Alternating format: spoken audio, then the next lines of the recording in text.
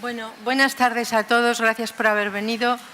La verdad es que para mí es un gusto y una suerte poder presentar, estar aquí, estar con vosotros y poder contar con estos ponentes de la mesa para poder hablar hoy, reunirnos y poder hablar con solvencia de un tema que todos consideramos muy interesante, necesario y muy valioso, como es el de la perinatalidad, ¿no? Y la suerte de haber contado con un espacio dentro del congreso que ha organizado AEPEA y nuestra sociedad SEPIGNA para poder vernos y ver todo esto, ¿no? Lo que vamos a ver hoy aquí. Bueno, pues siendo conscientes de la integralidad del proceso de perinatalidad, hemos querido en esta ocasión poner el foco en el tema preventivo, por el valor que tiene intenso tanto en la detección como en como las posibles intervenciones y también en la comprensión. En los últimos tiempos, seguramente, se ha acentuado el interés por la perinatalidad y, sobre todo, por la prevención en perinatalidad.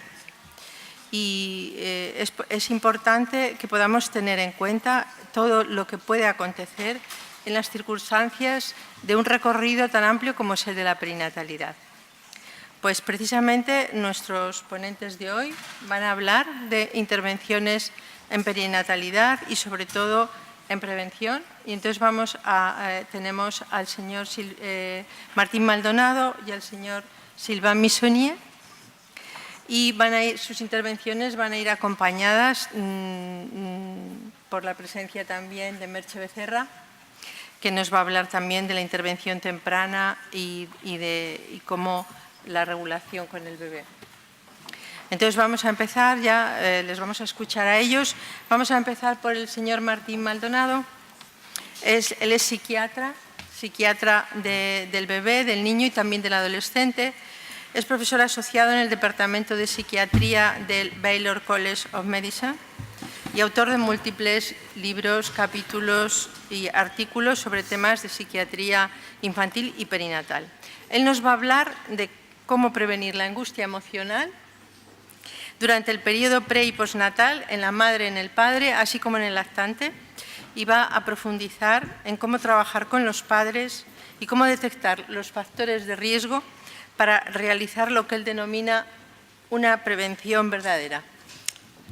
Bueno, muchas gracias. Agradezco a mis colegas, me siento muy orgulloso de estar con ellos y visitar por primera vez Bilbao. Tengo que ser muy breve porque tengo que dar espacio a mis colegas. Creo que al final daremos tiempo para preguntas. Voy a hablar obviamente en español porque no puedo hablar en francés muy bien, casi nada. Pero las transparencias están en inglés, así es que espero que me pueda comunicar. Bueno, mire, yo pienso que el tema de la prevención es muy importante, pero no sabemos cómo hacerla. ¿Ven? Quiero decir, en la mayoría de países del mundo, los servicios de salud pues, se dedican a tratar de ayudar a personas que muestran problemas cuando ya se manifiesta, ¿no? En un servicio de obstetricia, de ginecobstetricia, pues llaman al personaje de salud mental porque una mujer está deprimida, tiene miedo a ser madre, no sabe cómo va a cuidar al bebé. En fin, hay una multiplicidad de situaciones, muchas de ellas son casi normativas, como el miedo a ser madre, el miedo a no ser una buena mamá, que tal vez el bebé llega en el momento equivocado, que la mamá es muy joven. Entonces, esto podríamos decirles que es una intervención temprana cuando ya se ha identificado un caso, entre comillas, ¿no? Que hay un problema que el personaje de salud mental tiene que tratar de ayudar a la familia a resolver.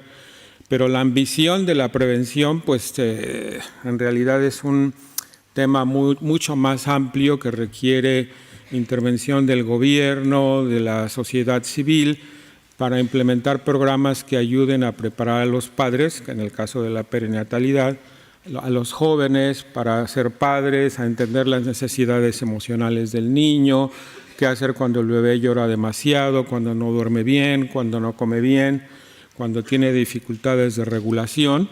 y cómo se transforma uno en madre o en padre, ¿no? Yo estoy de acuerdo con el colega Misonier, que dio una presentación en la mañana, que la perinatalidad tiene mucho que ver con los padres también, y estoy muy de acuerdo en la necesidad de involucrarlo en todo momento, desde el principio. Y yo inclusive sugiero que el personaje de salud mental llame al papá, ¿eh? No solamente decirle a la señora, mire, sería muy bueno que venga su compañero cuando existe un compañero, sino uno mismo llamarlo cuando ella dice que él no puede venir porque está muy ocupado y tal. La importancia del marido es muy importante en todas las intervenciones, o el compañero, en todas las intervenciones que vamos a mencionar, o la compañera en el caso de las parejas homosexuales, claro, ¿no? Bueno, entonces,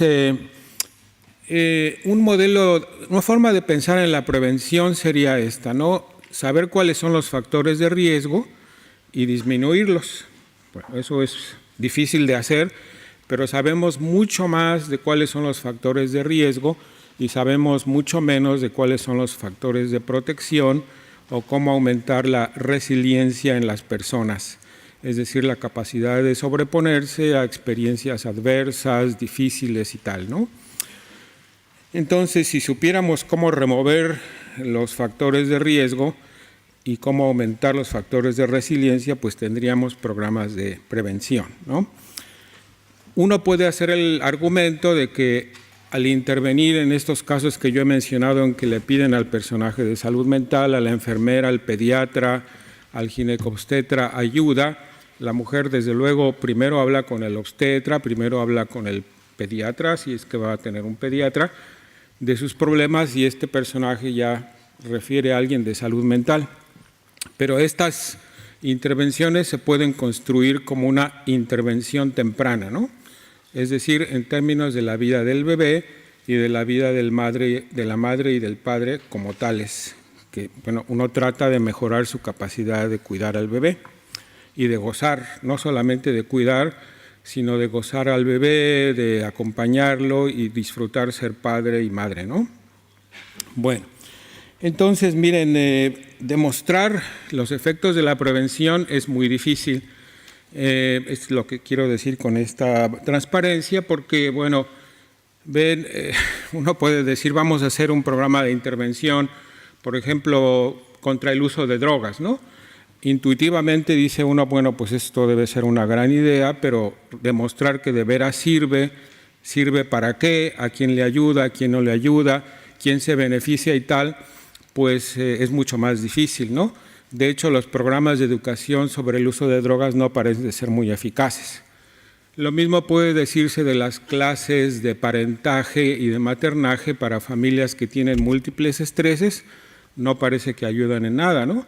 Las familias que tienen mucho estrés, que tienen violencia doméstica, que van a tener problemas para maltratar a su bebé o a su hijo, generalmente no se benefician de pláticas en donde una persona les dice, miren, el niño se va a desarrollar así y así, necesita esto, necesita aquello, porque tienen otros problemas, otra forma de procesar la información, desconfianza de las demás personas. Muchos de estos padres que van a ser maltratadores, pues no tienen la experiencia de que platicar sirva para nada, ni tampoco creen en los educadores y todo esto, ¿no? Sino ellos piensan que saben mejor lo que se debe hacer. Entonces hay toda una serie de particulares, si uno piensa en la investigación de cuál debe ser la intervención, cuándo se debe hacer, quién se puede beneficiar, cuál será la dosis respuesta, ¿no? O sea, si uno piensa, por ejemplo, en términos de prevención del maltrato al menor, pues ahí hablaríamos de programas mucho más caros y de larga duración que un programa para personas como ustedes que más o menos tendrán un cierto grado de salud mental y se beneficiarían de pláticas de cómo se desarrolla el niño, cómo se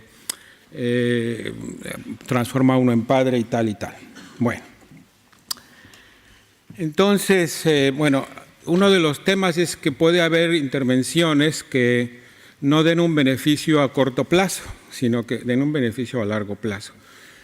Por ejemplo, en Estados Unidos hay un programa que se llama Early Head Start, que es para familias muy pobres, en donde a la mamá y al niño se les ofrece y al papá se les ofrece una intervención en que el bebé tenga cuidados en una sala durante unas horas al día, en donde le van a hablar, le van a platicar, le van a enseñar juguetes, la mamá va a tener un descanso del bebé, y eso a corto plazo no ha demostrado muchos beneficios, pero a largo plazo sí. 6 años más tarde, estos niños están más preparados para entrar al colegio, tienen mejor capacidad para leer, tienen menos dificultades de conducta. Entonces, lo mismo puede decirse de muchos programas de intervención que tienen un efecto de inoculación, digamos, ¿no? Que puede ser que no muestren beneficios a corto plazo, pero sí a largo plazo. Ese es uno de ellos, ¿no? El de Head Start.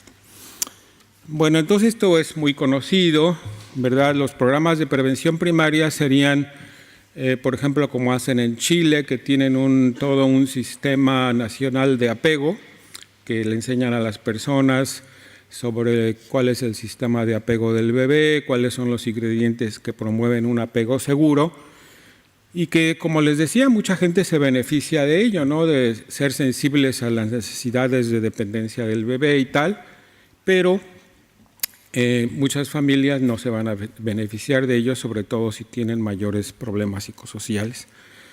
La prevención secundaria es cuando ya hay un factor de riesgo. Por ejemplo, sabemos muy bien qué familias van a tener problemas para ser madre o van a tener depresión materna. La mujer que ha sido maltratada, la mujer que ha perdido a sus padres antes de los 10 años, que ha tenido varias parejas, que usa sustancias, que se corta, que ha tenido intentos de suicidio, que usa alcohol, etcétera, etcétera. Una mujer embarazada que llegue a un servicio de obstetricia, en condiciones ideales debería inmediatamente ser referida, si ella quiere, a pláticas que le ayuden a que alguien de salud mental, de enfermería o un personaje como una persona entrenada, como una compañera, puede ser una mujer entrenada y supervisada por un personaje de salud mental, la acompañe durante el embarazo, durante el parto y durante los primeros 2 años de la vida del niño. Y esto tiene la mayor esperanza de ayudarla a no tener problemas de negligencia y maltrato con el bebé. Bueno, voy a describir 1 o 2 porque hay muy poco tiempo. Creo que tengo 10 minutos. Bueno. ¿Cómo promover la resiliencia, no? Esto no sabemos cómo hacerlo en la etapa perinatal. Sí sabemos bastante por los estudios de Emmy Werner en Hawái, que ha seguido a estos niños en Hawái que nacieron en alto riesgo durante unos 40 años y ha hecho estudios retrospectivos viendo qué son las cosas que les ayudan a los niños a sobrevivir las condiciones de adversidad. Una de ellas, que es la inteligencia, pues es más o menos epigenética y genética. El niño más inteligente le va mejor, el niño más atractivo le va mejor, el niño que puede hablar de sus problemas le va mejor. Entonces, estos programas que promueven la resiliencia precisamente estimulan estas intervenciones que pueden ser que les ayuden a los niños a sobreponerse a experiencias de adversidad temprana, ¿no? Entonces, hay cosas que podemos cambiar y cosas que no podemos cambiar. No podemos cambiar la genética en términos generales. Ya vimos en la mañana que sí se puede cambiar mucho, pero bueno, la gente nace con ciertas predisposiciones, pero las experiencias, digamos, de apego, de usar pocos cuidadores, de que la madre y el padre sean sensibles con el niño, pueden mejorar mucho a un niño que sea disregulado y que sea difícil, ¿no? Yo pienso que las personas de salud mental del niño tienen la mayor disponibilidad para la psiquiatría y salud mental perinatal, porque nosotros podemos no solamente entender a la mujer y al padre, sino también al niño que tiene su contribución en cómo él o ella es tratado, ¿no? Un niño muy difícil, con una mamá muy estresada, la mamá no puede dormir, está muy cansada, el niño llora, llora y llora, pues es más fácil que a ese niño lo golpeen, lo boten y tal, ¿no? Entonces el personaje de salud mental que tiene experiencia en la atención al bebé puede ayudar a los padres a leer cómo es este niño diferente y cómo tranquilizarlo, cómo hacer que se duerma, cómo disminuirle la estimulación y aumentar las capacidades de regulación. Generalmente los colegas adultos pues no saben de estas cosas tanto, ¿no? Sino más bien ayudan a los padres y piensan que todos los niños son iguales, pero no. Bueno, sabemos muy bien que cada niño es diferente y algunos son muy difíciles desde inútero o hasta después del nacimiento. Bueno, entonces las relaciones, yo pienso que aquí, ya casi para terminar, lo más importante en términos de prevención es el ser acompañado por alguien, ¿no? En la mayoría de las sociedades tradicionales, pues tal vez como en algunas partes de España o de África o de América Latina, todavía esto depende mucho de la familia extendida. En sociedades como Estados Unidos, donde la familia ya se ha nuclearizado muy altamente, pues las mujeres están solas. El marido está trabajando y se espera que el marido sea el compañero, el amigo, el director espiritual, confidente, gurú de la esposa, y muchos esposos no saben cómo hacerlo, ¿no? Entonces se requiere de personal que acompañe a la mujer durante el embarazo y después del embarazo, después que ya ha nacido el bebé. Voy a saltarme porque no voy a tener tiempo. Algunas intervenciones, por ejemplo, serían una muy interesante, es mejorar la relación matrimonial antes de que nazca el bebé. Sabemos muy bien que cuando ya nace el bebé, la satisfacción matrimonial disminuye. Cuando nace el segundo bebé, baja todavía más, ¿no? Entonces muchos esposos y esposas no están preparados a cómo van a arreglárselas con el bebé y sería bueno que hubiera una resolución o mejoría de los problemas matrimoniales antes de que nazca el bebé. Este es el programa de Heineke en California. Otros son, por ejemplo, como les digo, un grupo de mujeres que están embarazadas y que se preparan para reunirse, digamos, cada semana, generalmente con alimentos, con premios para las mujeres que asistan, como loterías y esto, y que tengan un clima positivo y ayuden a hablar del estrés, de la depresión, del aislamiento, de los factores culturales, cómo se celebra el embarazo y el nacimiento en cada cultura, y que preparen a la mujer para cuando llegue el bebé, por el caso de que el niño no duerma bien, llore mucho, no coma bien, sea desregulado, etcétera, ¿no? Y cómo se pueden poner de acuerdo entre la pareja para ayudarlo. Cómo se maneja el estrés, técnicas de relajación, de ejercicio, meditación, lo que ahora le llaman mindfulness o atención plena, pues pueden ser muy útiles para muchas parejas, ¿no? Para no pelearse, para tener paciencia con el bebé. En el periodo neonatal, ya una colega en la mañana hizo una maravillosa intervención sobre cómo enseñan la evaluación de Braselton inmediatamente que ha nacido el bebé, a los 2-3 días, si es que todavía está en el hospital, si no antes de que sea dada de alta, el personaje que sabe hacer la evaluación de Braselton se la enseña a la mamá y al papá, y este efecto se ha demostrado, es uno de los ejemplos de un efecto durmiente, que la mamá y el papá se dan cuenta que el bebé es una persona única ya desde el principio, no una bolita de carne que no siente nada ni se da cuenta de nada, como mucha gente todavía piensa. Bueno, esto del bonding, ya mucha gente lo sabe. Disminuir la separación entre la mamá y el bebé en los hospitales amigos del bebé ayuda mucho a que la mamá pueda sentirse a sus anchas, conocer a su bebé y que se dispare estas hormonas como la oxitocina, que es la hormona de la ternura, y estas mujeres que no se separan del bebé tienen más paciencia y ternura con su bebé al año de vida. Y finalmente, aquí voy a terminar, Los programas de visita domiciliaria, por ejemplo, en una cultura como Estados Unidos, donde hay tal aislamiento de las familias, son los únicos que han demostrado un efecto de prevención del maltrato, ¿no? Como les digo, las clases para padres no parecen funcionar. Y aquí el modelo de Alicia Lieberman de psicoterapia en la cocina se puede invocar.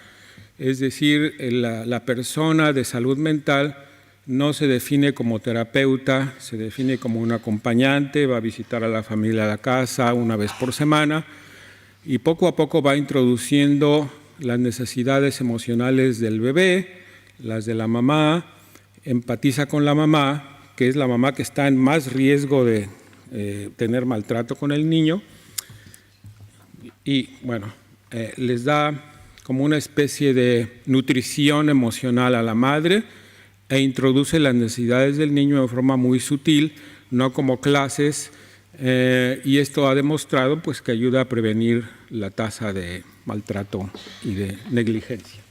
Creo que ahí lo vamos a dejar. Sí. Gracias. Muchas gracias.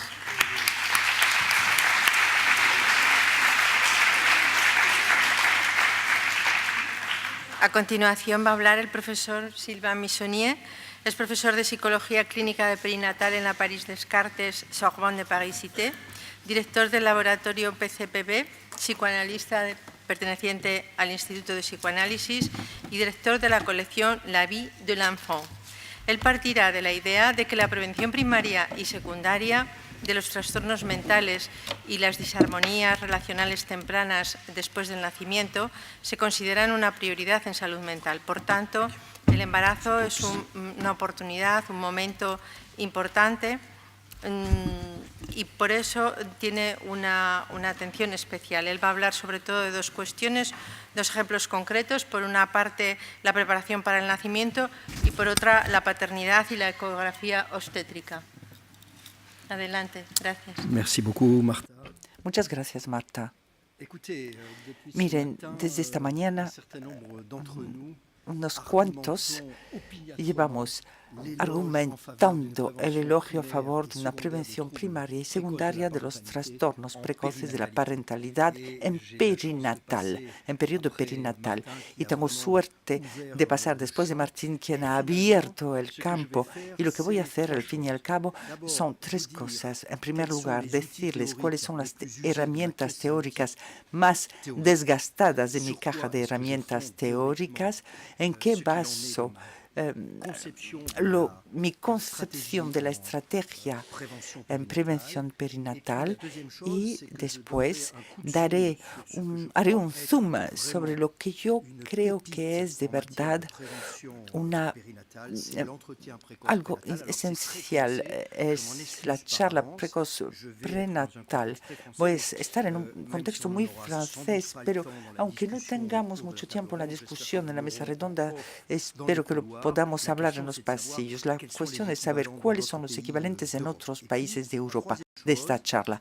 Y tercera cosa, pues una defensa aquí también fruto de una filiación en la cual Michel Soulet, uno de los fundadores de la AEPA, tiene un papel muy importante, como Marie-Josée Soublieu, pues juntos hemos defendido, gracias al diálogo interdisciplinar, porque no hay perinatalidad sin interdisciplinariedad, hemos podido, gracias al diálogo con las ecografistas, que pueden ser médicos o comadronas, hemos defendido que el espacio del encuentro en el momento de la ecografía podía ser un lugar de prevención primaria o secundaria de los trastornos de parentalidad precoz.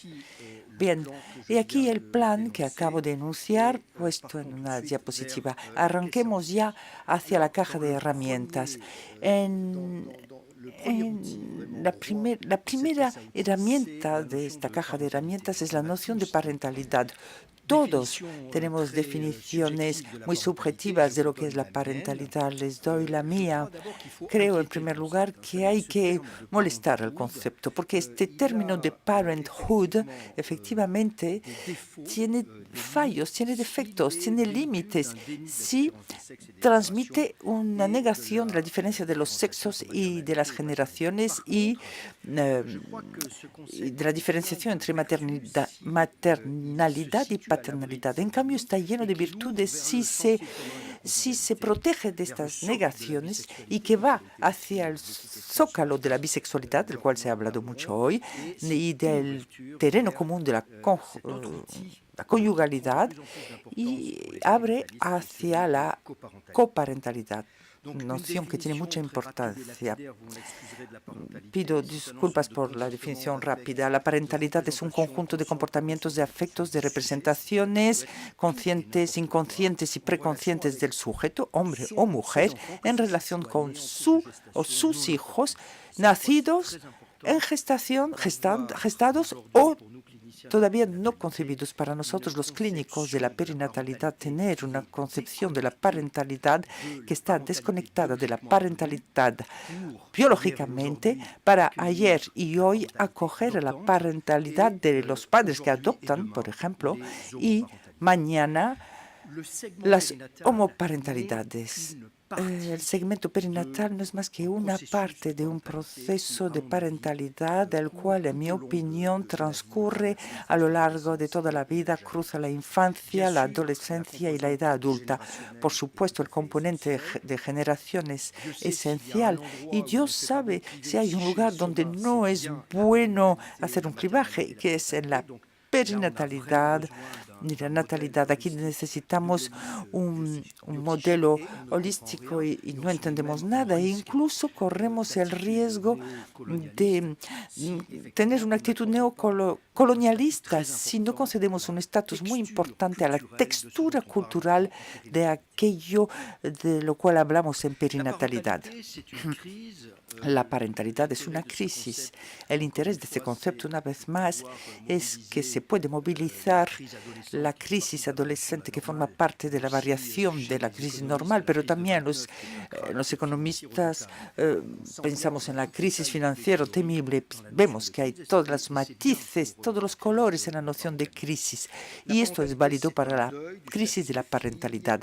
Es un duelo del estatus de hijo-hija. Es una reactualización de los fundamentales, de todo lo que puede constituir lo peor y lo mejor del sujeto en su subjetivación.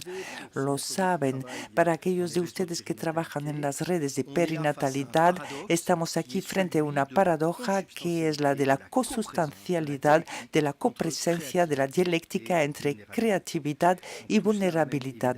Todo esto, por supuesto, nos lleva a invitar al dinamismo, a la creatividad y a la vigilancia de los cuidadores. Otra herramienta importante, mi caja de herramientas, la pareja que forman la incertidumbre y la anticipación. Vivir es hacer frente a lo desconocido del porvenir. Es verdad que los humanos son muy celosos, muy envidiosos del poder divino que consiste en conocer el porvenir. Y si hay algo que no tenemos nosotros, los humanos castrados, es la posibilidad de conocer el porvenir, el futuro. Frente a esta incertidumbre, el humano anticipa. En la zona perinatal defiendo la idea, es la clínica quien me lo ha inspirado, defiendo la idea de que la anticipación es una de las variables de verdad preponderante que va a llegar como una ventana abierta sobre lo que supone el tejer la natalidad, la parentalidad.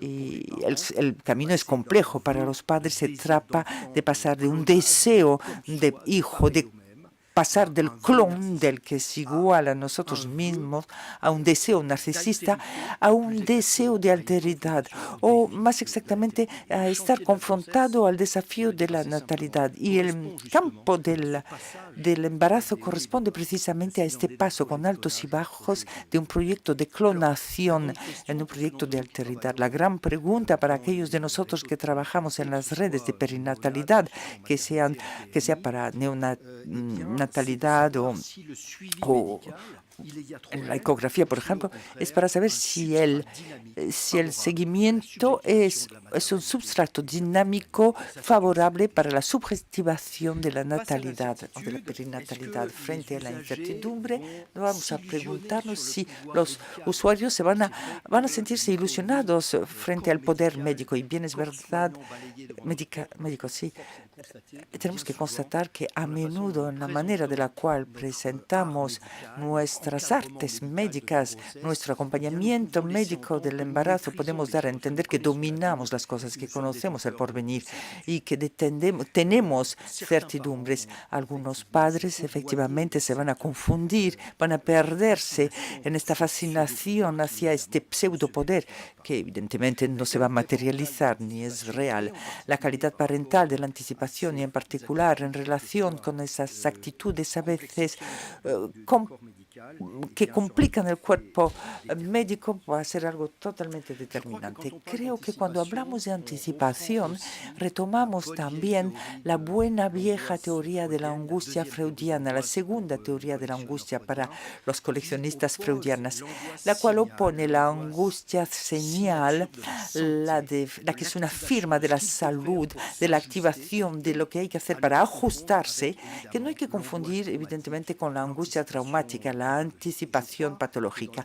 Y creo que en la serie de los caminos cortos de un psiquista hacia el embarazo y la parentalidad, una manera de formular uno de los desafíos esenciales basa por decir sí, hay que saber si el sujeto está animado, habitado por angustias, señales absolutamente favorables o si lo animan angustias traumáticas que son unas warnings, unas señales de desesperación que no podemos perdernos. Finalmente, la coreografía en el terreno perinatal podríamos decir que es el encuentro negociado de una anticipación parental más o menos ajustada y de una anticipación cuidadora de los profesionales con una geometría variable, prevenir con benevolencia, sin pegamento adhesivo en la duración, para venir a acompañar, a respaldar a los altos y bajos de la construcción de la parentalidad a la cual asistimos.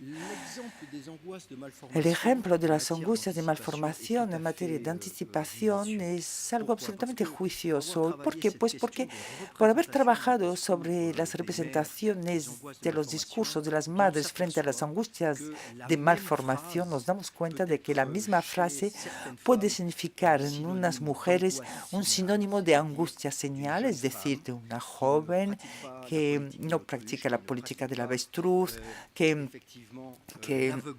no está ciega y que se va a representar y entender que en efecto esperar un niño, fabricar un niño, comporta unos cuantos guiones temibles como aquellos de la enfermedad, de la malformación y la muerte. Pero también podemos imaginar que las mismas representaciones evocadas durante una ecografía, por ejemplo, no van a ser sinónimo de salud y de creatividad, sino que van a ser sinónimo de angustia traumática y de vulnerabilidad que necesitan de una intervención de profesionales preparados. Así que podríamos preguntar a una actriz profesional que dijese la misma frase durante una ecografía. Me he cruzado en mi edificio con una joven que tiene un niño trisómico y estoy preocupada porque he hablado con ella, me ha dicho que sí, que pasó por las 3 ecografías, pero que no se vio nada. ¿Me puede tranquilizar? Porque aquí está haciendo una ecografía y no estoy muy segura de la pertinencia de su examen.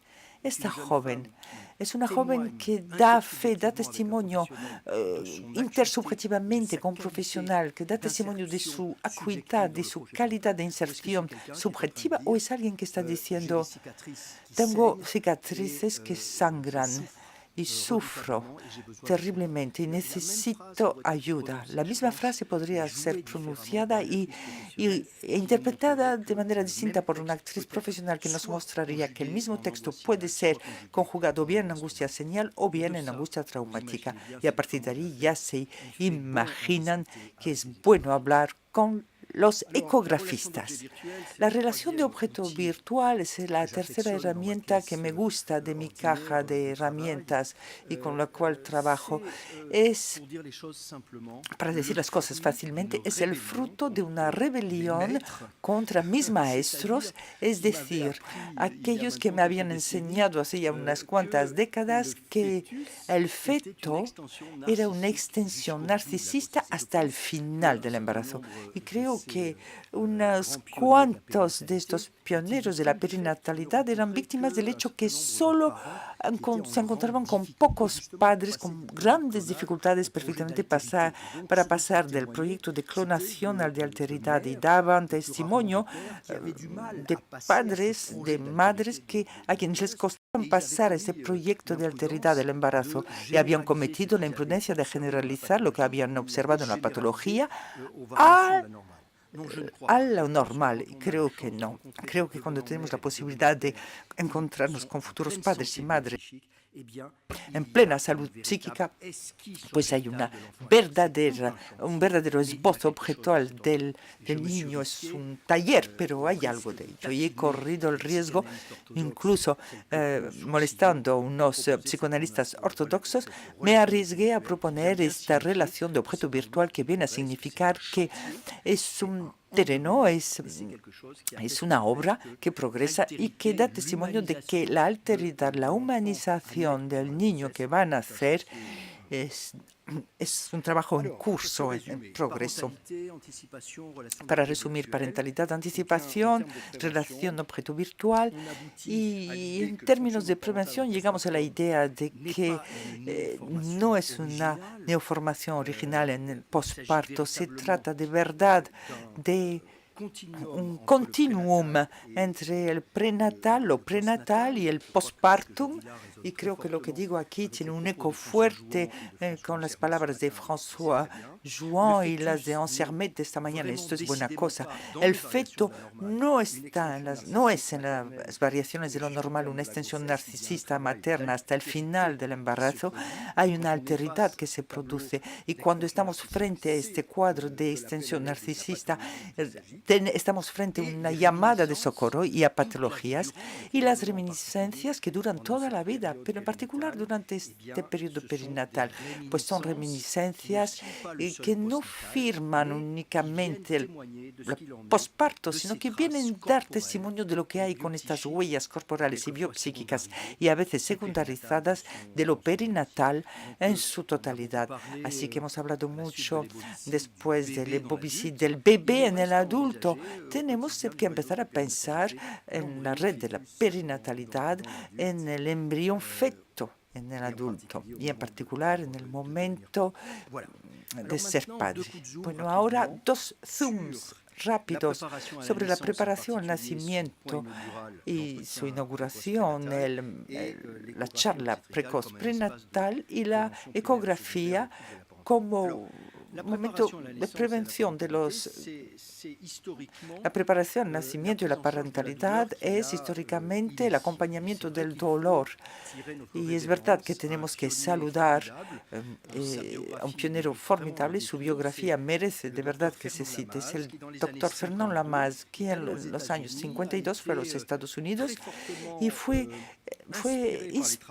muy inspirado por los trabajos de Pavlov y los ajustó los trabajos de Pavlov a la PPO, psicoprofilaxia obstétrica. Parto sin dolor. Estábamos aquí en una ideología comunista.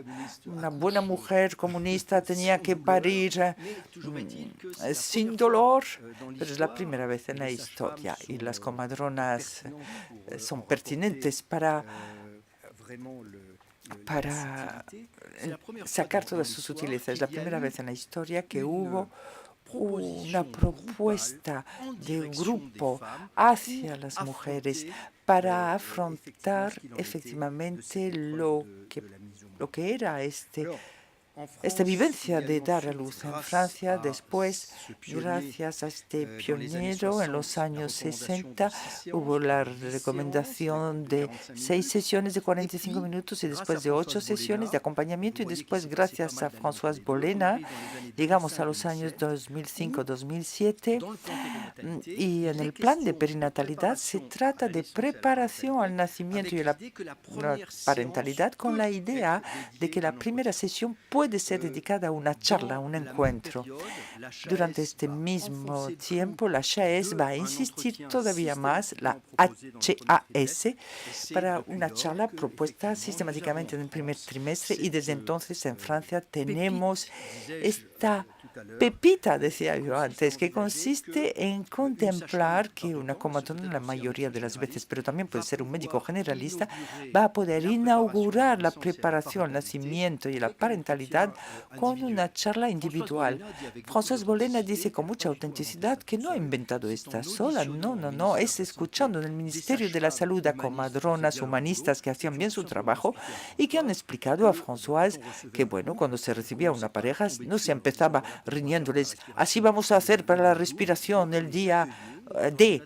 No, se les acogía en una atmósfera médico-psicosocial, amplio espectro, holístico, y se pedía a este joven, porque habían querido comprometerse en un proyecto de un hijo. Y se hacía todo esto en la convivialidad y en la benevolencia. Sin duda, allí está el punto de origen de esta charla precoz que ahora se aplica sistemáticamente. 2 estudios para hacer un balance de la situación, para no mantenernos en un mundo de idealización, para ver que es bastante, ¿cómo podría decirlo?, embrollado como sentimiento. En 2012, Bernard Branger hace un estudio bastante ambicioso y el resultado es que la proporción de charlas precoces prenatales era del 43,3%, con diferencias que iban hacia 67%. En un estudio más reciente para la Corte F para los especialistas francófonos, Barandona y sus colaboradores, Ning Lanjouk, que conocen bastantes de ustedes, pues se ha constatado que un 33% de las mujeres, de las madres entrevistadas después del nacimiento y que habían beneficiado de una charla precoz prenatal, y 52% de preparación al nacimiento y la parentalidad. La conclusión merece toda nuestra atención. La charla y la preparación conciernen preferencialmente a poblaciones de buen nivel sociodemográfico. Deberían ser integrados a un sistema de prevención y de cuidados ampliados para tocar a poblaciones más vulnerables. Espero la acogida hacia los migrantes permite de constatar que tenemos que afrontar. Rara vez hay migrantes en las sesiones de preparación, nacimiento y la parentalidad. Y tenemos que preguntarnos qué ocurre con esto. Conozco una excepción que confirma la regla. Es en la maternidad de los Bleuets. Hubo un árbol para encuentro, para palabras, y desde entonces no hubo nada más. Y ahora, Marta, ¿ya se acabó? Se acabó. Bien. Vamos a ir directamente a la conclusión, pero creo que han entendido. Esto eran unas pocas imágenes para decirles esto.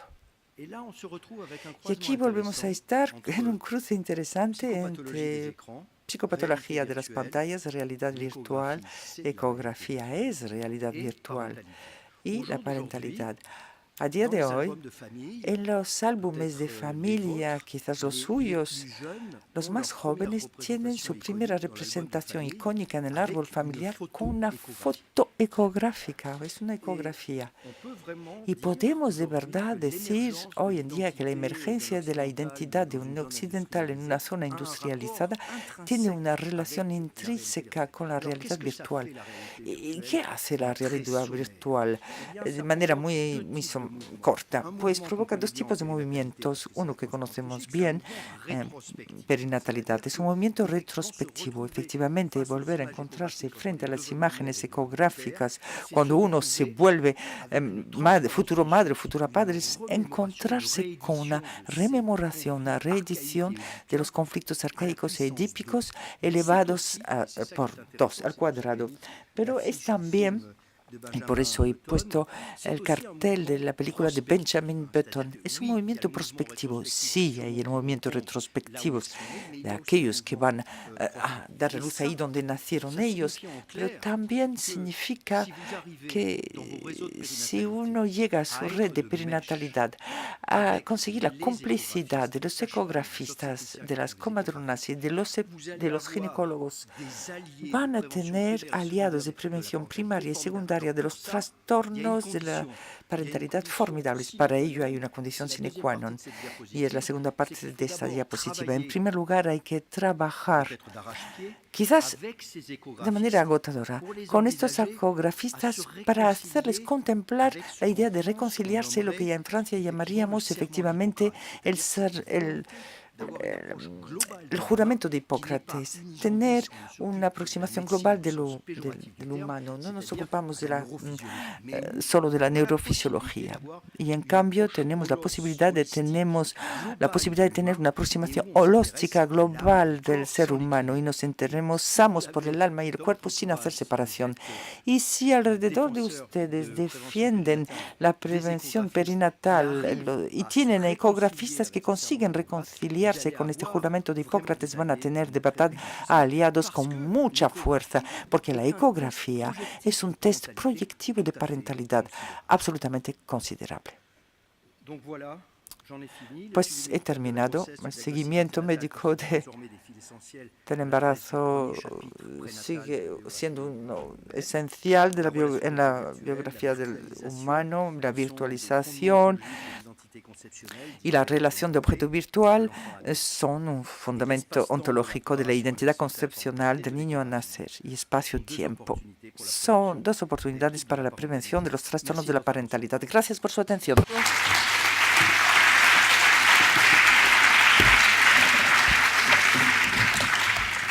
Bueno, ahora os voy a presentar, vamos a escuchar a Merche Becerra, que es psicóloga y directora de la consulta de psicología de la primera infancia, que trabaja con padres, bebés y niños de 0 a 6. Es profesora del Máster Oficial de Psicología y de Psicopatología Perinatal e Infantil en la Universidad de Valencia y es profesora también del programa de formación del profesorado de educación infantil de 0 a 6 de la Comunidad Valenciana. Habiendo constatado, según ella, que las dificultades de autorregulación en el niño pequeño son frecuentes en las consultas, su presentación va a ir enfocada sobre todo a la importancia de las interacciones tempranas en la construcción del yo y sobre todo en la adquisición de los mecanismos del bebé para conseguir la autorregulación emocional y relacional.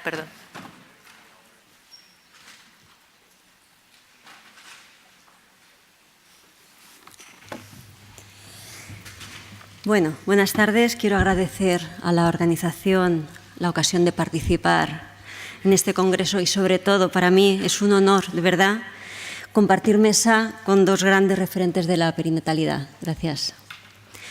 Bien, como sabemos, el desarrollo psíquico del niño se inicia en la fantasía de los propios padres de acceder a su propia parentalidad. Tanto el desarrollo intersubjetivo como el desarrollo psíquico hace que todo esto ocurra dentro de un entramado complejo donde podríamos citar, entre otros, la genética, la epigenética, como se hablaba esta mañana, el temperamento del bebé, proyecciones parentales, depresión perinatal, el desarrollo evolutivo, interacciones tempranas, patrón de apego, etc. Bien, de todo esto, de todo este entramado, voy a centrarme en un aspecto del bebé que sería en su adquisición de sus propios mecanismos de regulación. Y cómo estos van a tener la base en las interacciones tempranas de este bebé con sus propios padres. La relación padres-bebés es un proceso diádico de regulación afectiva y fisiológica mutua. Como han teorizado muchos autores, Esther, Tronic, Tribarden, entre otros, el bebé nace con una capacidad para la interacción. Existe una tendencia a relacionarse, a comunicar, a sintonizarse afectivamente. Los padres o cuidadores principales contribuyen activamente y con mayor o menor calidad a que se dé este equilibrio que permite que el bebé pase de una regulación intersubjetiva a la adquisición de mecanismos propios de regulación. Por tanto, en este periodo tan sensible, no podemos olvidar, no podemos centrarnos en una sola parte, sino que tenemos que ver a todos los protagonistas de la escena. Y podemos pensar, bueno, ¿qué principios podrían contribuir a que el bebé adquiriera mecanismos de autorregulación? Y he intentado extraer los que para mí me parecen fundamentales. Proyecciones parentales no masivas, como describe Palacio y sus compañeros, que no sean o que queden dentro de las proyecciones neuróticas. Ausencia de movimientos relacionales ambivalentes. Función de filtro de las figuras parentales. Sabemos que en las primeras semanas del bebé es fundamental que exista esta función de filtro, tanto para las invasiones externas como las propias internas del bebé.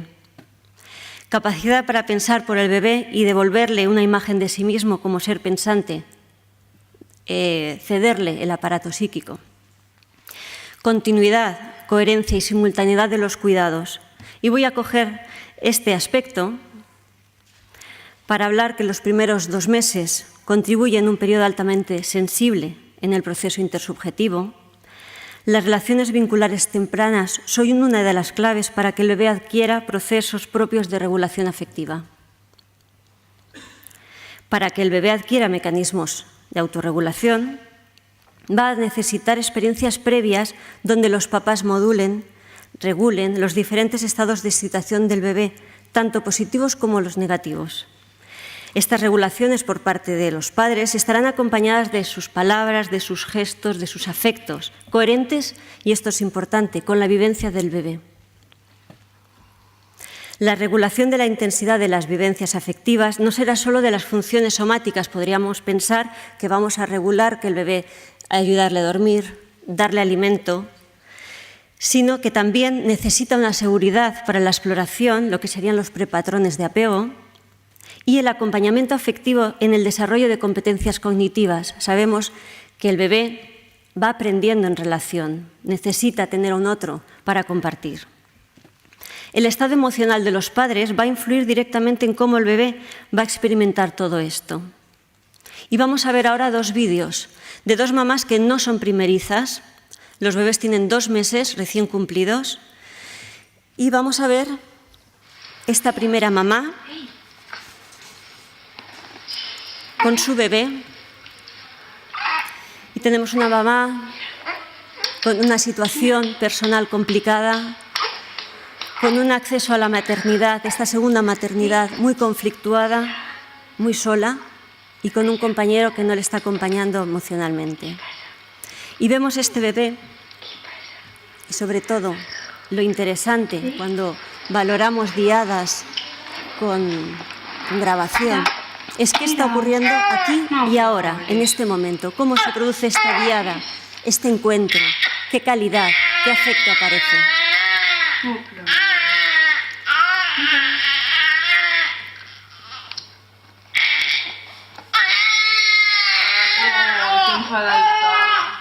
No te enfades. No te enfades. Cómo se miran o no se miran, cómo conectan, cómo el bebé regula esta situación. ¿Qué busques? Espera ahí. Venía, espera ahí. Y cómo la mamá regula ella misma esta situación. Vemos a este bebé, 2 meses, no es primeriza, con una mamá Eso te gusta. contenta, Sí. encantada de su bebé, con un compañero que la está acompañando emocionalmente, con un maternage, holding, contacto, y cómo el bebé, Todo eso me cuenta. al estar ¿Cómo estás? más confortable, aparecen las competencias, aparece el lenguaje, Ay, hay una conexión, hay un disfrute.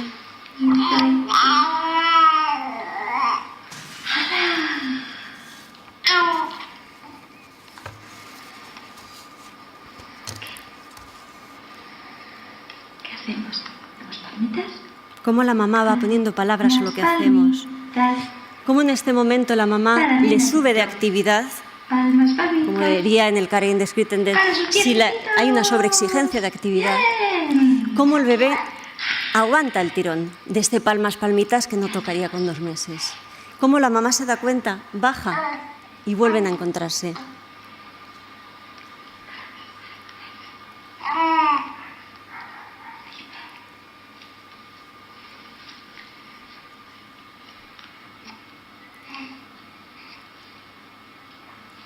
La mamá no ha leído, no conoce a Brazelton.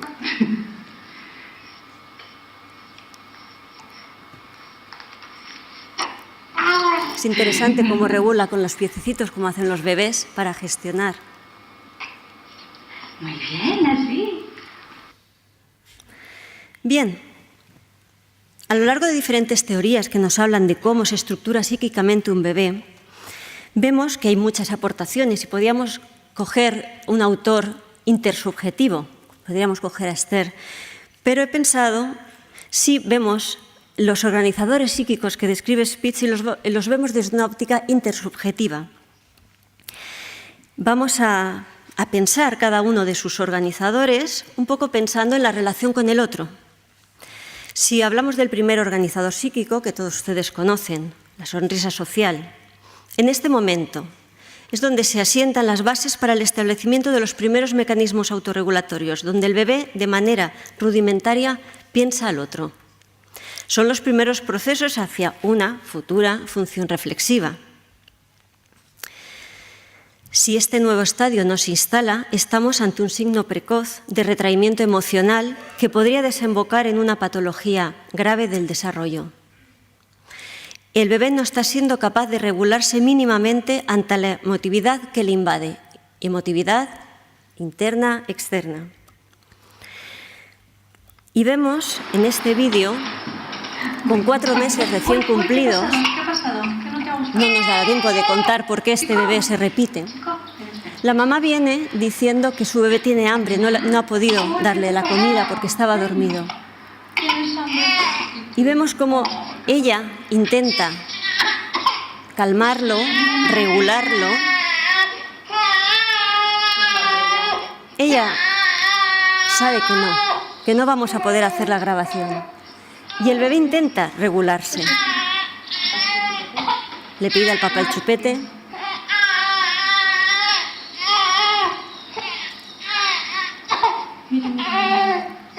Y el bebé por un momento tiene una satisfacción alucinatoria.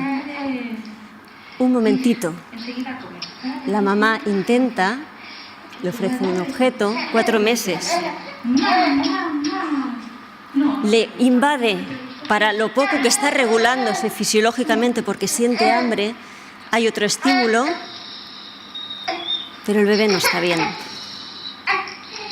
Finalmente, la mamá dice, no puede ser, voy a proteger. Y lo interesante de este vídeo es cómo a partir de ver al papá preparar el biberón, este nene no lacta, toma biberón, cómo él se regula. Puede empezar a pensar lo que va a ocurrir. Son los primeros procesos abstractos. Puede pensar que se va a calmar eso que siente ahí. Y calla.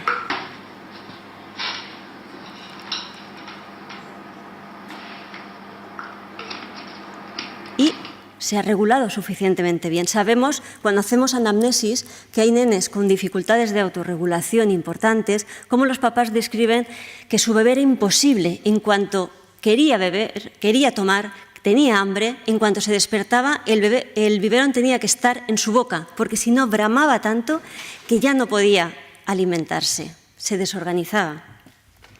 Bien, pero también tenemos esta parte de los umbrales del temperamento del bebé, su reactividad afectiva, su sensorialidad, no es lo mismo una hipotonía que una hipertonía, la capacidad atencional, y tenemos que ver a su bebé con cada uno de los cuidadores principales, en su caso mamá, papá, cómo vocaliza, cómo sostiene, cómo expresa los afectos.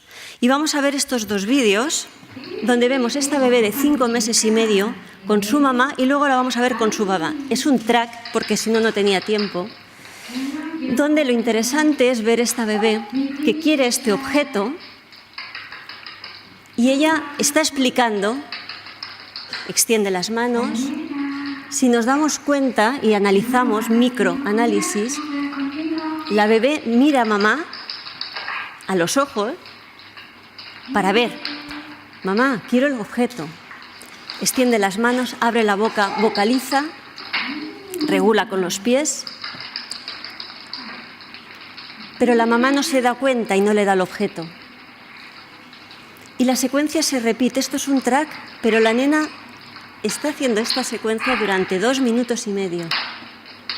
Extiendo brazos, miro a mamá.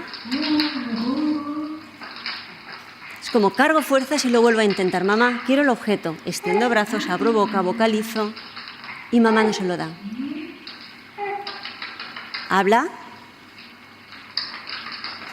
Miro a mamá. Le hablo.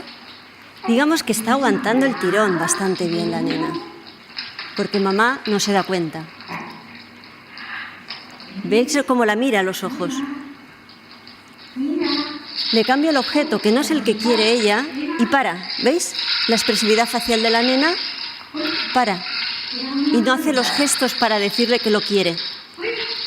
Queda inmóvil.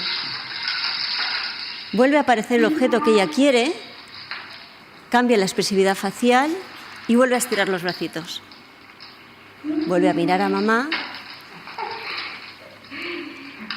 hasta que ve que el lenguaje no verbal no le sirve, el lenguaje verbal no le sirve y le va a servir el llanto.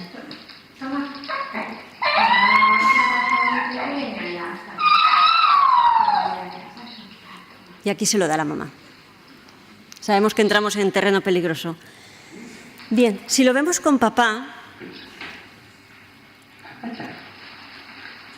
si nos damos cuenta en la expresividad facial del bebé, en cómo lo mira, cómo retira la mirada, cómo hace mirada periférica,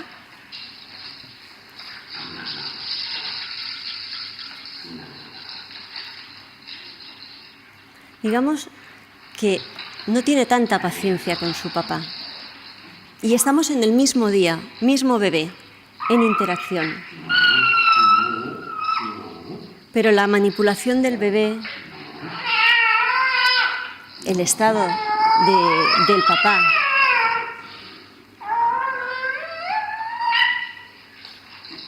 esa diada, esa interacción, la niña no la puede gestionar. Bien, si vemos a este bebé otra vez con 6 meses, ahora lo ponemos al revés. Lo vemos con papá y vemos cómo hace esa conducta diádica que decía Tomaselo, de que juego con objeto, miro al adulto. Miro a los ojos, sonrío, vuelvo a hacer la diádica.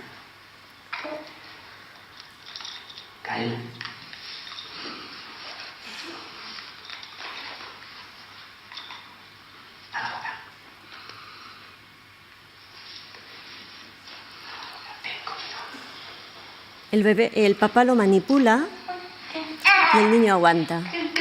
La mamá en esta grabación está preocupada por su bebé. El papá no está preocupado. La mamá está muy preocupada. Mirad la hiperreactividad del bebé cuando oye el crack de la zapatilla, se arquea hacia atrás.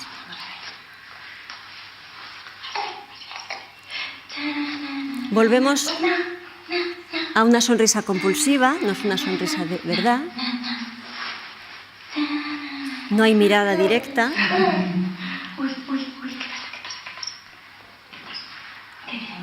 Y tenemos una diada menos confortable.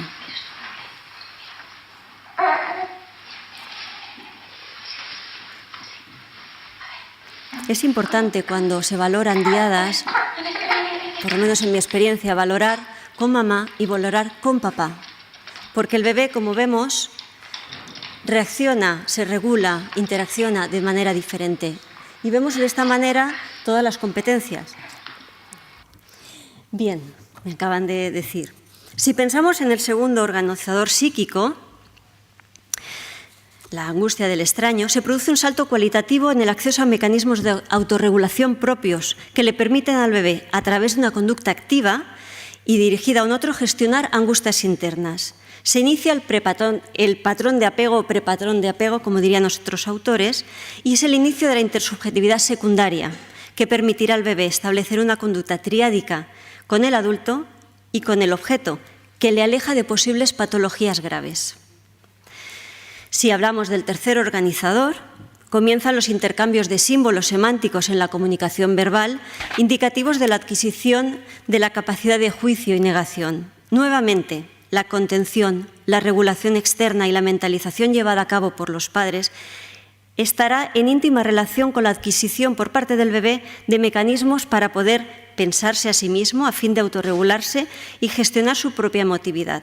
Se camina hacia una separación e individuación del bebé, si habláramos en términos de Margaret Mahler, y es la etapa en que hace su aparición una sintomatología conductual donde la aceptación de lo que viene del otro provoca una clara oposición. Y a modo de conclusión, los niños con dificultades de regulación emocional representan un volumen importante de motivos de consulta en la práctica clínica. Niños pequeños y bebés. Dada la complejidad de factores que hay en juego tanto en los padres, todo el entramado primero que podía ocurrir en la construcción del yo del bebé, no podemos quedarnos solo con el síntoma manifiesto, que es que tiene problemas de conducta, o no se regula bien, o llora mucho. Debemos valorar todo el entramado, tanto intra como intersubjetivo, que está en juego en su construcción psíquica. Puesto que este proceso de construcción psíquica del yo del bebé es dinámico, relacional, afectivo y se inicia desde el periodo perinatal, es necesario trabajar en la línea de la concienciación, la prevención, la detección temprana y la intervención perinatal, así como la formación necesaria de los profesionales de la salud y la educación. Y muchas gracias. Bien.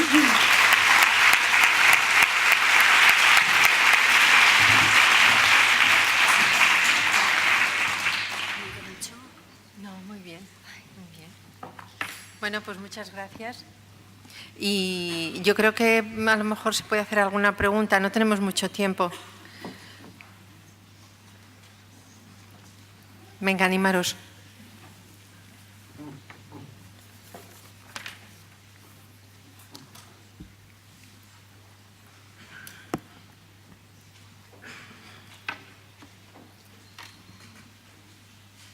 Yo tengo una pregunta.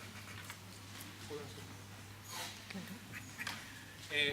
Yo quería preguntarle a la colega, en términos de intervención, ¿ve? Bueno, vimos estas dos diadas que nos preocupan y todo.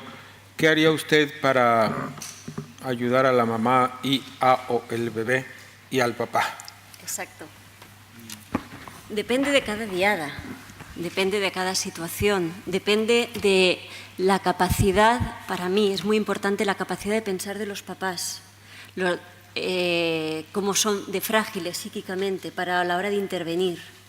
Si son unos papás muy dañados, si son unos papás que proyectan masivamente en el bebé, si son unos papás con una historia con núcleos traumáticos, por ejemplo, voy a ir con mucho cuidadito, voy a ir señalando los aspectos positivos de la diada.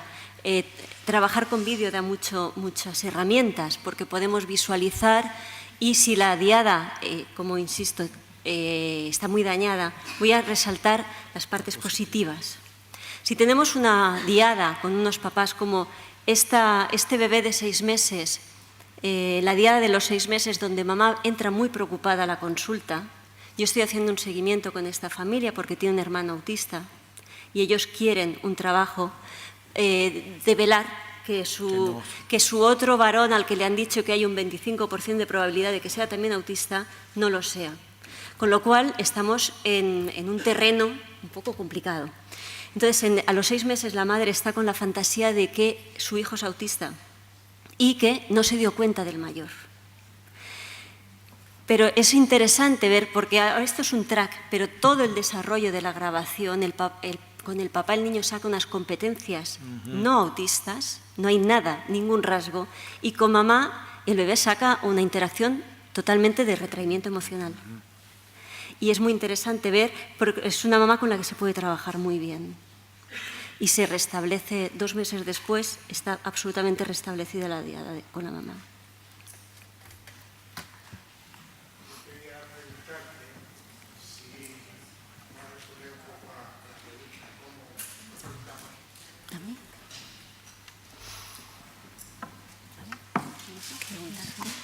Nos preguntamos cómo hacer, qué le decimos a la madre o al padre, ¿no?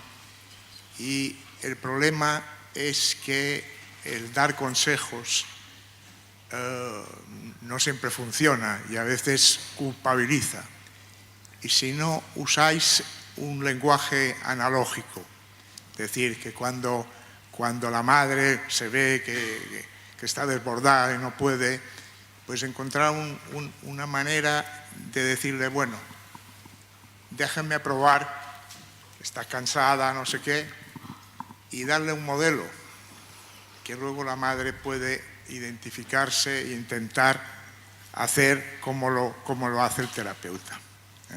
Esto es la pregunta. Dar un modelo a veces es arriesgado. Depende de la mamá que tengas, porque puede entrar en rivalidad, puede sentirse no competente, puede depositarte a ti como la única que sabes. Entonces depende de la capacidad de mentalización, llamarlo así, de la mamá. Uno puede decir o ponerse, pensar que una mamá sabe perfectamente que algo no va bien, aunque no lo pueda llegar a pensar, sabe que algo se le está escapando. Entonces, ponerte como modelo, a veces hay que tener cuidado con qué diadas, con qué familia. Si papá, en el caso de que estamos hablando de una diada afectada con mamá, si el papá va a poder sostener y sobre todo con muchísimo cuidado de no colocarte como la que sabes. Hay que ayudarla a ella al reencuentro, porque entonces entraríamos en unas pautas un poco psicoeducativas y no haríamos un trabajo más a fondo para ver qué está pasando realmente en esta diada. No sé si te he respondido.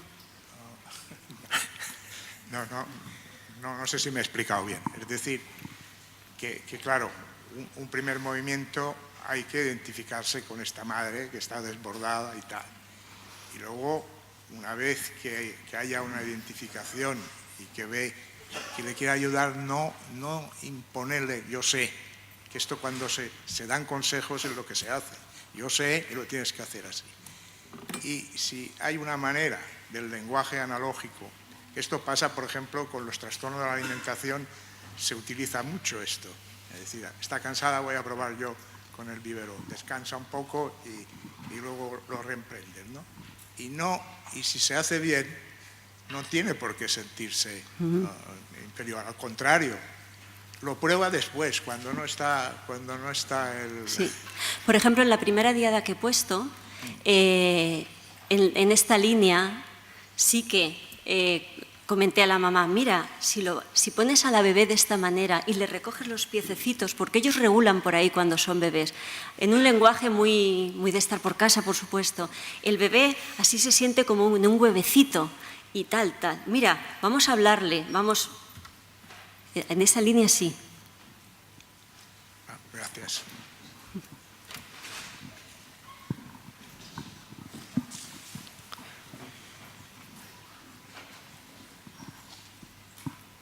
¿Alguna pregunta más?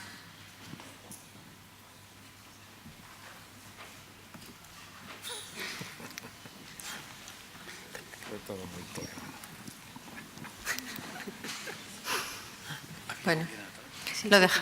Ah, sí, perdón. Ah.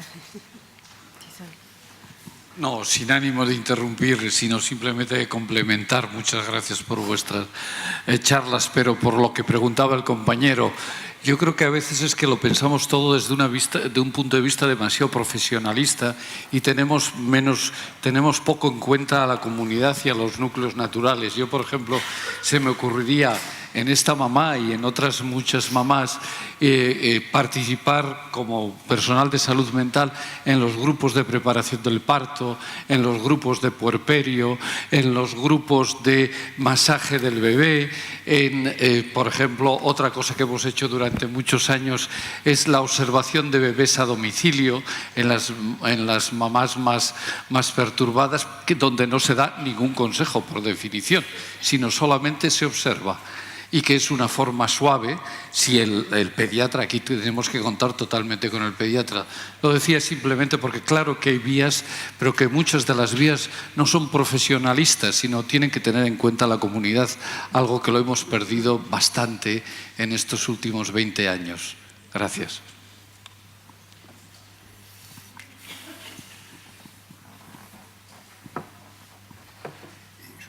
Sí, claro.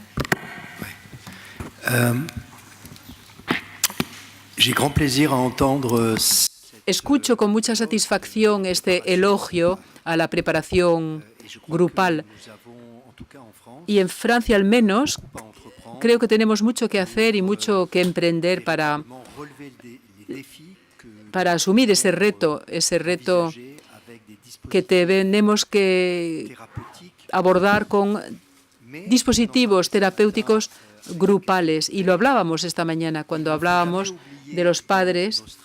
En nuestras estrategias de prevención primaria y secundaria no debemos olvidar lo que llamo los grupales no compatibles. Aquellas personas que no necesariamente son personas altamente patológicas, pero que nunca jamás van a meterse en un grupo o participar en un grupo. Así que en nuestras estrategias de prevención tenemos que estar atentos también a aquellos grupales no compatibles. Hay que plantearse, por ejemplo, recibirles de manera individual o en pareja, pero no apostar exclusivamente sobre el grupo, aunque, repito, es una fórmula para mí esencial.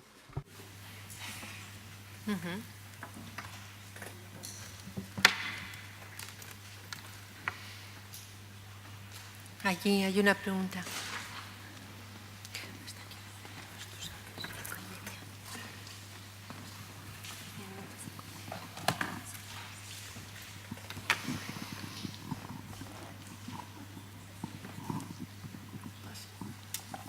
Bueno, antes que nada quería agradecer las tres ponencias, Misonier, doctor Maldonado, Merche Becerra. Doctor Maldonado, yo quería preguntarle a usted, cuando usted le ha hecho la pregunta a Merche Becerra sobre ese bebé y esas madres en dificultad, desde la experiencia que usted tiene, quería preguntarle, cuando usted le ha hecho la pregunta, ¿y esto cómo lo interviene? Se la devuelvo, ¿cómo lo intervendría usted?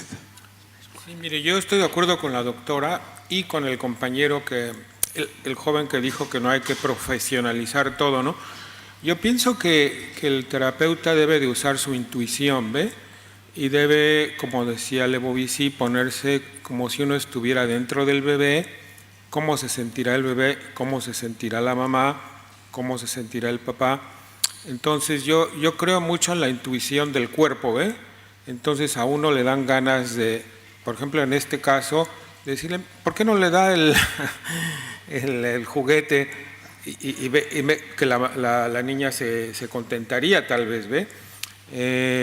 Sostener a la mamá, como si la mamá fuera también un bebé, ¿ve? Entonces, yo pienso que el terapeuta tiene que usar su intuición, claro, guiada por esto que dice la doctora, ¿no? Que si uno le da instrucciones a una persona que está muy sospechosa, que no cree en la gente, pues no van a hacer caso, ¿verdad? Ellos saben más que nosotros, ¿no? Las personas dicen eso. Entonces, yo pienso que uno, en una forma muy delicada, puede irse aproximando a ver si pueden aceptar alguna intervención y a veces uno se quema y le dicen, no, eso no. Entonces ya sabe que no, eso no va a funcionar y utilizará otra estrategia. Yo sí hubiera hecho un poquito más en lo que vi con la doctora, de contener a la mamá y darle alguna sugerencia, así como decía el colega, porque pienso que está muy ansiosa, ¿ve? La señora, entonces primero hay que calmarla a ella, porque el bebé siente, el bebé siente el lenguaje del cuerpo y las emociones. Tal vez si usted se trata de tranquilizarse un poquito, respire, tal. Hágale, y a veces toca hacer mamás, claro, hacer de mamá de las mamás, claro, hacer función materna con las mamás. Entonces, yo pienso que la intuición del terapeuta es muy importante, ¿ve? Pero eso no es muy fácil de definirse porque ella puede ocurrírsele otra cosa, a mí otra, y a ella le funciona una cosa y a mí otra. No es lo mismo que una joven que ha tenido hijos, que, ¿me entiende? Yo nunca he estado embarazado ni he dado de mamar, entonces yo no puedo decir de primera mano, mire, haga así, pero ve, yo como soy un viejito y un hombre, puedo tener otras fortalezas, porque las mujeres a veces creen que los doctores tal y tal, ¿ve? La edad y tal. Entonces uno va modificando sus estrategias según quién es uno con el paciente individual. No sé si le... Muchas gracias, muy esclarecedor. Bueno, yo creo que admitimos una pregunta más. Muy bien. Agustín. Bien, pues buenas tardes, muchas gracias a los tres, tanto a Merche Becerra, Maldonado y Silva Misonier. Y mi pregunta era para Misonier, si puede, muy brevemente, lo que ha apuntado del trabajo de prevención, psicólogo en interconsulta con el ecografista, sí, al hilo de lo que también se estaba hablando, ¿cómo diría usted que se ha modificado de alguna manera la intervención de los ecografistas en su programa con las embarazadas que atienden? Nada, muchas gracias a los tres. Je vous remercie vraiment beaucoup. Muchas gracias por esta pregunta, porque me va a permitir aportar una pieza más del puzzle. Antes he dicho, sería formidable si los ecografistas pudiesen reunirse de nuevo con el enfoque global de lo humano y no ser presos de una visión truncada, reductora, centrada únicamente en la neurofisiología. Y lo que hemos encontrado como solución hace unos años alrededor de una investigación-acción es el grupo ALINT, es decir, reunir a ecografistas y proponerles que asocien libremente a su consulta. Y se acuerdan, quizás los más mayores que conocen la dinámica del grupo Balint. Balint insistió ante los médicos generalistas sobre el hecho de que el médico no eligiese una consulta excepcional. Y Balint podía decir, bueno, pues usted podría contarme la consulta que ha tenido el martes pasado a las 15 horas o a las 15:30. Es decir, el postulado es que en cualquier consulta hubiese miles de cosas formidables que explorar. Las hay, de hecho. Y eso tuve la suerte de vivirlo en los años 2010, en la maternidad de Versalles. Durante 2 años hubo un grupo de ecografistas que en principio, bueno, no se atrevían mucho y después a moverse, a moverse. Y después, gracias a la creatividad de unos cuantos líderes, pudieron adoptar una velocidad de crucero.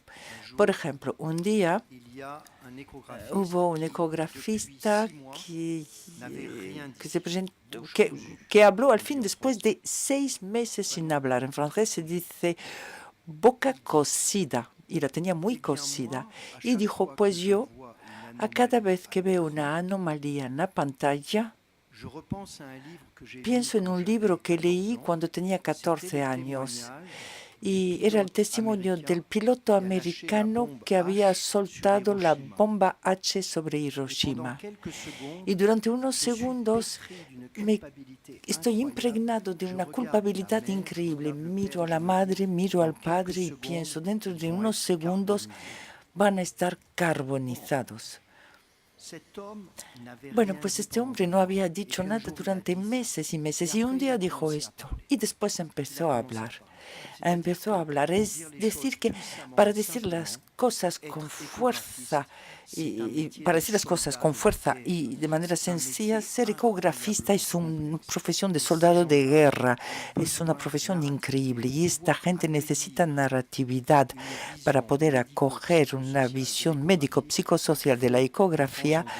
Hace falta, como decimos en Francia, tienen que poder acoger a sus propios afectos, sus propias fantasías en materia de ecografía y después pueden acoger a los demás. Otro ejemplo y paro. Un día un ecografista dijo, pues mire, hay algo, yo creo que estoy listo para contarla. Siento un placer de cazador. Cuando encuentro una anomalía es increíble, pero una pequeña parte de mí está bastante contenta, porque en el fondo me aburro mucho con tantas ecografías en las cuales no encuentro nada. Pues creo que ahí está el interés de un grupo valiente, intentar acoger a la complejidad secreta de lo que uno tiene en su interior. Así que vivan los grupos valientes. No está de moda, pero deberían devolver y con mucha fuerza. Y vivan los grupos valientes ecografistas. Muy bien. Bueno, pues si os parece terminamos. Muchas gracias a todos. Muchas gracias a los ponentes.